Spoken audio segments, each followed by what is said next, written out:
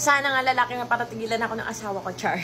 Ayan, yay buntis, may blessing na naman, lalabas at yan ni Rosmar. Sana baby boy na. So, ayan, pregnant. Alam nyo ba guys na may PCOS ako nung September?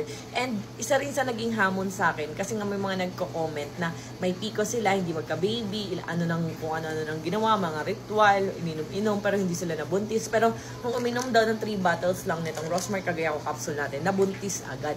So sabi ko, why not i-try ko para maano yung PCOS ko? Kasi sabi walang cure sa PCOS, pero possible pa rin yung may mga PCOS na mabuntis. So, may nag-feedback nga, 30 plus years old na may PCOS pa.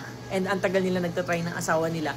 Eh, nabuntis nung uminom nitong isang bottle lang nito. So, sabi ko, challenge accepted. Dahil tinatanong din ako ng asawa ko kung kailan ulit tayo magbe-baby, ganun. And mami, buntisin na kita. Parang alam niyo, parang gusto-gusto na ulit niya ng baby. Kasi syempre si Talia, alam niyo naman, lalaki na rin yan, lalakad na, ganyan. And iba kasi yung parang may baby ka sa bahay. Kaya parang sa akin okay lang din. Para kapag labas ni baby junior, malalaman siya, ni baby junior, eh, meron ulit baby. Kasi lalaki si Natnat nga. Ang laki na eh. Parang ang bilis ng panahon. Ganun. So, ayan. Sa mga hindi magka-baby dyan, sa mga may PCOS, matagal na nagtatry, why not subukan nyo? Wala namang masama ang ating Rosmar Cagayaco capsule. So, 349 pesos lang to. Hindi nyo to mabibili dito sa TikTok dahil bawal na dito yung mga pampapayat. Kasi may pampapayat epekto. Slimming, whitening, oral sunblock, protected ka sa araw. Ayan.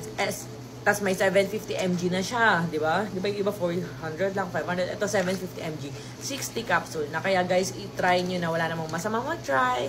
Ayan, and FDA approved naman to. So, available to sa Shopee. Ilalagay ko na sa caption, i-search nyo na lang.